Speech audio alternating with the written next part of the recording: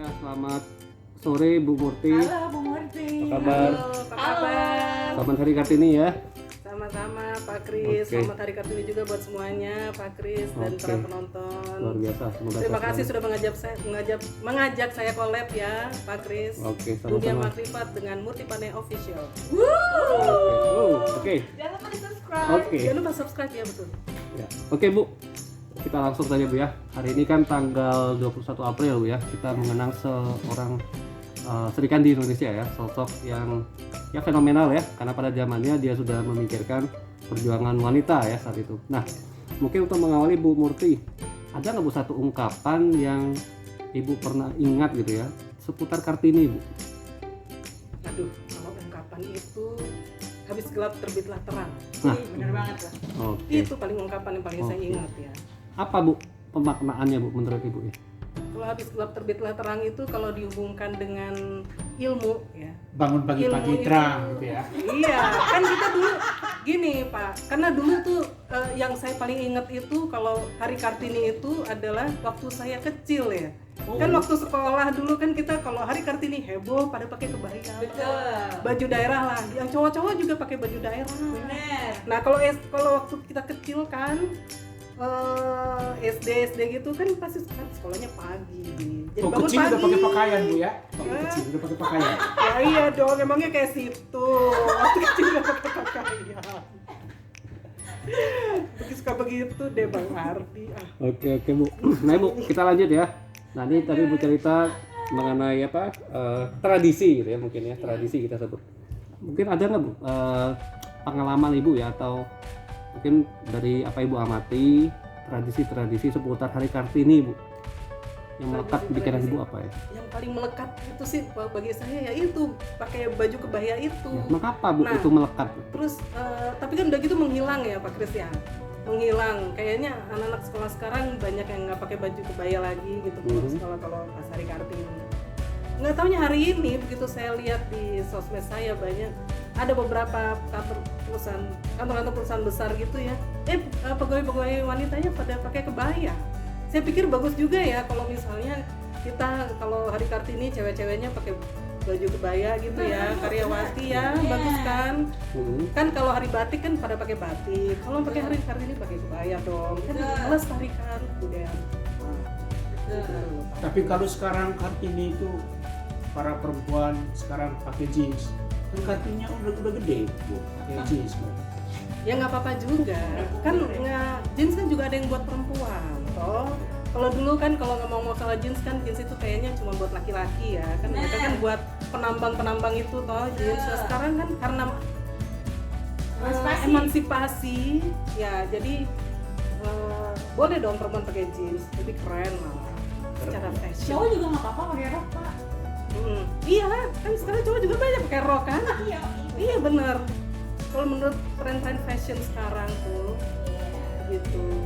Ngomong-ngomong tadi habis gelap terbitnya terang itu belum kelar ya. Itu ngomong-ngomong soal ilmu ya Pak Kris Iya, ya. benar. Lagi dunia makrifat toh. Iya. Nah, jadi aduh kayaknya kalau dengan ilmu tuh kita dari awalnya kita nggak tahu apa-apa jadi tahu gitu. Itulah dari nggak tahu apa-apa itu ibarat gelap, terang itu jadi kalau dapat ilmunya jadi tahu itu terang. Oke. Jadi ilmu itu sangat penting. Iya, kalau kita lihat toko-toko waktu itu ada juga dari Sartika gitu ya. Oke, ada Kutnadin. Mereka punya peran masing-masing gitu ya. Iya. Nah Bu, kalau kita bayangkan sekarang, kalau Kartini itu hidup di zaman sekarang gitu, emansipasi seperti apa lagi sih Bu dicari? Emansipasi seperti apa lagi ya? Kayaknya udah cukup sih ya. Udah cukup emansipasi kayaknya. Masalahnya adalah kalau misalnya dulu Kartini bilang emansipasi wanita sekarang juga ngomongnya emansipasi masalahnya mereka ngerti nggak makna emansipasi itu sendiri? Yes. Masalahnya mereka bisa menghayati nggak makna emansipasi itu sendiri gitu loh. Emansipasi itu bukan berarti mengganti kodrat kita sebagai wanita loh. Yes.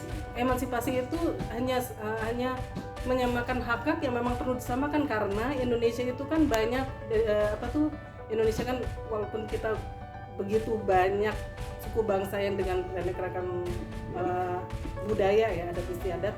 Tapi memang sebagian besar, kalau nggak bisa dibilang hampir semua gitu, karena ada 1-2 lah adat istiadat yang matrilineal gitu. Kan sebagian besar sekali itu patrilineal ya, apalagi saya kan dari kalau ayah saya kan Batak ya, saya juga Manado sih. Itu sangat patrilineal. Itu seakan-akan kayak gimana ya? Kayaknya cowoknya udah tinggal ongkang-ongkang kaki, sementara ceweknya ini. Kayaknya ceweknya tuh udah kayak kuning, kayak apa? di dapur. Nah, mending di dapur doang. Kayaknya semuanya gitu. Semuanya dikerjain cewek, sementara cowok cuma ongkang-ongkang kaki, kan itu nggak bener ya. Sedangkan itu kan adat istiadat yang kita tuh sudah sebenarnya kan udah ada dari dulu. yang sebenarnya sudah ada dari dulu, cuman kayaknya udah nggak bisa dipraktekkan ya. Karena sekarang kan adat istiadat itu udah mulai banyak juga orang yang lebih banyak fokusnya berkiblat ke kebiasaan atau cara hidup internasional atau mungkin ke agamanya gitu. Karena agama sendiri aja kayaknya nggak terlalu membedakan ya antara perempuan dan laki-laki gitu, biasa aja gitu, mendapatkan hak dan kewajiban yang sama juga. Tadi Ibu ngomong emansipasi. Di daerah saya banyak Bu, eman banyak. Oh eman siapa? Eman. Banyak laki-laki semua mereka eman. Oh eman kan kayak lagu itu ya, eman siapa? Emen salah itu ya. Oh Emmanuel Emen ya. Emmanuel di mana-mana. Oh itu Emmanuel ya, betul. Emmanuel. Laki-laki mereka. Iya. Kalau di Jawa itu di sini itu perempuan ya emansipasi. Itu Emmanuel Enggak apa? dong. Bisa. Oke Bu, Iya bisa lah ya. menarik ya. Kalau perempuan emansipasi, kalau laki-laki eman. Emmanuel ya. Iya. Ya Bu, nah kita lihat lagi nih Bu ya, konteksnya sekarang ya. Banyak, kalau kita bicara Indonesia kan sangat variatif gitu ya, penduduknya, latar belakangnya. Khususnya mereka bertempat tinggal di daerah pelosok gitu ya. Itu kan masih banyak juga peranan wanita di situ sebenarnya ya, kita lihat kalau kita lihat secara demografis.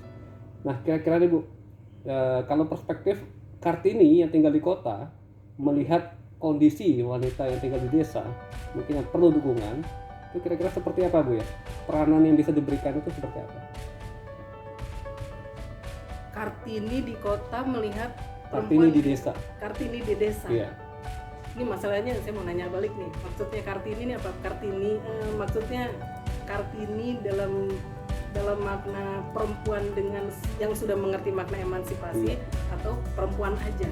Ya, kalau kita lihat dari perspektif kota, mereka yang sudah memahami gitu ya, Oh iya. pemaknaan sudah memahami itu emansipasi. Kartini itu seperti apa, melihat wanita yang di desa itu seperti apa, Perempuan di desa. memberdayakan mereka, Oh. apa bisa dilakukan gitu.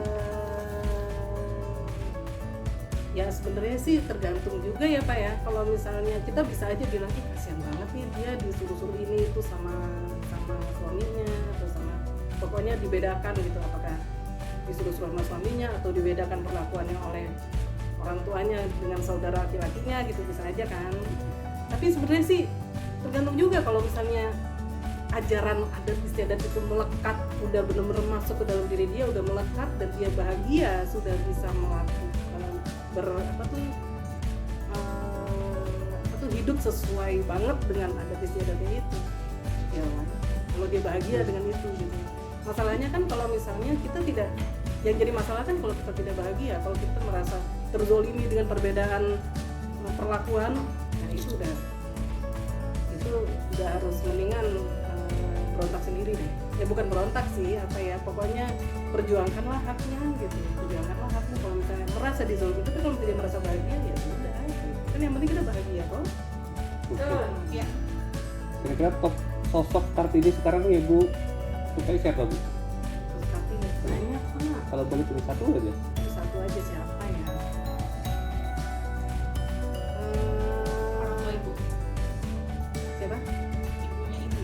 Oh iyalah, ibu saya atau saking banyaknya ya. Soalnya sekarang tuh udah mulai banyak perempuan-perempuan yang apa namanya, saya menggunakan terminologi perempuan ya Pak, Iya. bukan wanita, karena perempuan itu seperti empunya, dia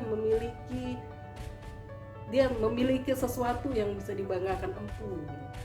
Dia memiliki sesuatu yang bisa dibanggakan dan itu bisa meningkatkan harga dirinya dia gitu loh. Ya, jadi selama orang itu atau perempuan itu tuh mengenal dirinya dengan baik dan bisa cukup menghargai dirinya, tidak berlebihan ya, karena kalau berlebihan itu sebenarnya tanda-tanda dia sebenarnya udah mulai nggak menghargai dirinya sendiri, cuman dikompensasi ya. Dia cukup menghargai dirinya dan dia bisa menghargai orang lain, saya pikir udah bisa disebut Kartini. Siapapun itu, karena saya percaya dan saya punya keyakinan setiap perempuan itu cantik. Nggak ada perempuan ganteng kan? Yang ganteng itu hanya pria. Setiap perempuan itu cantik, terlahir cantik, dan dia akan lebih cantik kalau kalau kecantikan itu terpancar dari dalam dirinya. Gitu. Dan itu salah satunya bisa didapat kalau dia lebih bisa menghargai dirinya sendiri. Gitu. Oke, tapi kalau bisa dikatakan inner beauty-nya gitu Bu ya. Oh iya betul. Ya. Gitu. Oke. Yang terpancar. Oke, baik. Jadi ada, kalau boleh ini Bu, tanya nih, ada pesan-pesan apa nih buat Kartini kita nih yang sekarang di era milenial gitu ya?